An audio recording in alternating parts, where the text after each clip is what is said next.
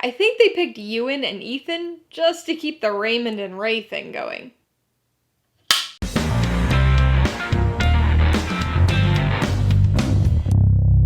Hey everybody, welcome to Mainely Movies. As part of my coverage of the 2022 International Film Festival, today I'm going to be talking about the 2022 Apple TV Plus comedy drama, Raymond and Ray. If you're new here, please consider subscribing for a variety of movie-related content like reviews, rank lists, and trailer reactions.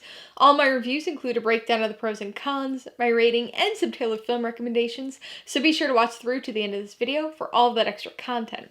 Raymond and Ray stars Ethan Hawke, Ewan McGregor, and Maribel Verdú, and was directed by Rodrigo García. It tells the story of half-brothers Raymond and Ray, played by Ewan McGregor and Ethan Hawke, who reunite to attend their estranged father's funeral. People choose to watch movies for different reasons. Sometimes it's because of the actors or director, sometimes it's the genre, other times it's because it's based on a book they like, or maybe they just heard good things about it from other people. Me? I tend to be a plot and premise kind of person.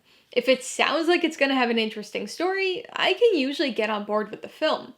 When I first read the premise for Raymond and Ray, I'll admit I wasn't too impressed. It sounded pretty predictable, but I did something I almost never do and switched up my reasoning.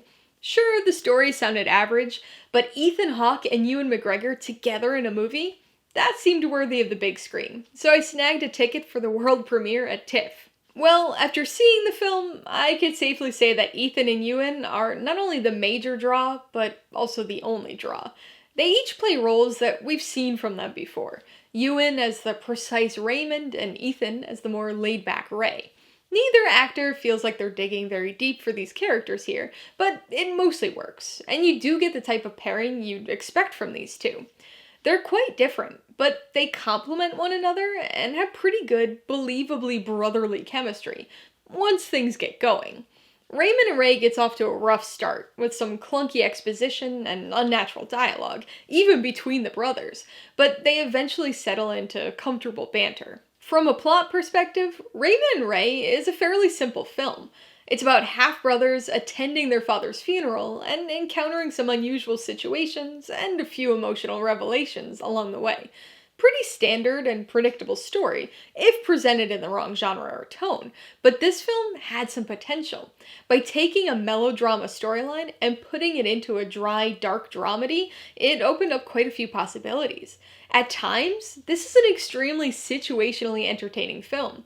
I'm not going to give away anything, because much of the film's charm comes from the progressive absurdity of the unfolding situation, but there's a decent amount of quirky, offbeat humor that'll appeal to a certain subset of audiences.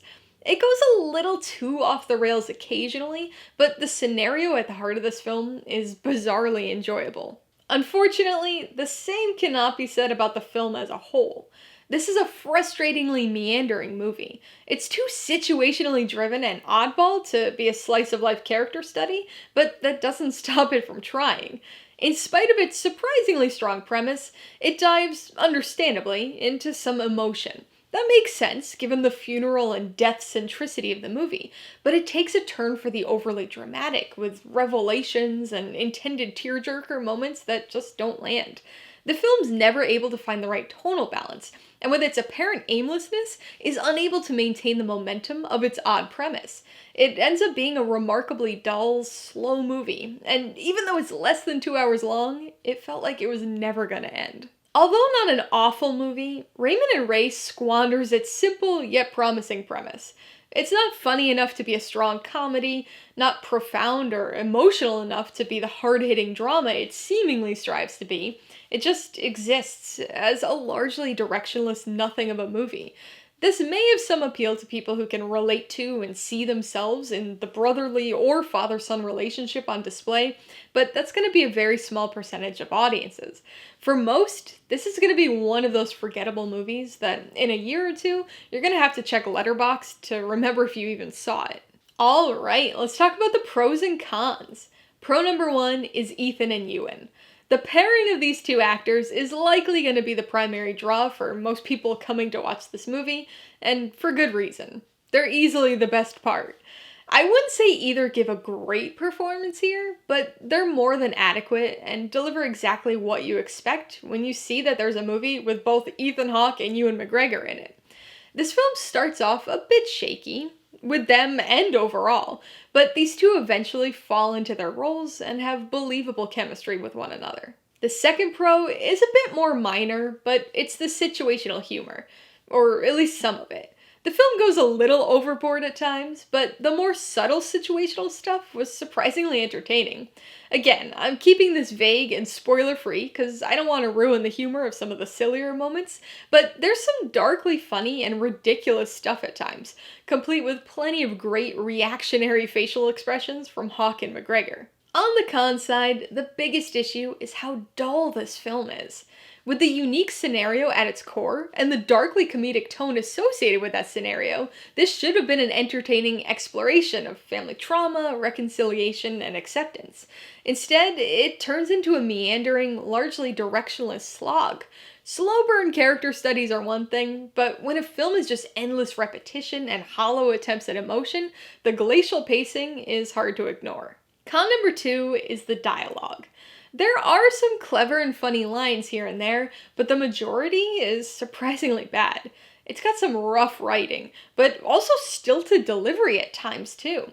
It's frequently unnatural sounding, especially towards the beginning, which starts the film off on a very shaky foot. Before I give you my rating and recommendations, I want to remind you that if you're interested in buying any of the films I mentioned today, I do have affiliate links for all of them in the description below. I get a small commission from anything you buy using one of my links, so I'd really appreciate it if you use them, if you're in the market for any of these movies. I'm gonna give Raymond Ray 2.5 out of 5 paws. It's got an offbeatly fun premise and a good lead pairing of Ethan Hawke and Ewan McGregor, but the glacial pace and dull attempts at profound sentimentality dig this one into a hole it can't quite climb out of. I would recommend Raymond Ray to fans of Ethan Hawke and or Ewan McGregor. They both do their typical things here, so if you like either of them, you probably won't be disappointed in their performances. And there's something exciting about seeing them finally work together on screen. This one probably won't be super exciting for most people, but if you're somebody who has a very specific type of relationship with your brother or with your father, then there might be a relatability factor here that could elevate the emotional components for some people. If you liked Raymond Ray, I would recommend Big Fish. This is another movie starring Ewan McGregor that explores a strained father-son relationship, though in a much more creative and fantasy-driven way. If you're interested in seeing another Ethan Hawke movie, you might want to watch Before Sunset. It's the sequel to Before Sunrise, and the second movie in the Before trilogy, and focuses on coming to terms with the past and figuring out what the future holds. And if you're interested in another drama by director Rodrigo García, you should check out 4 Good Days, which features Mila Kunis as a recovering addict. Alright, a couple questions for you guys. Number 1, have you seen Raymond Ray? If so, what'd you think of it? And number 2, what's your favorite movie about a funeral? Be sure to leave your answers in the comments below so we can get a discussion going.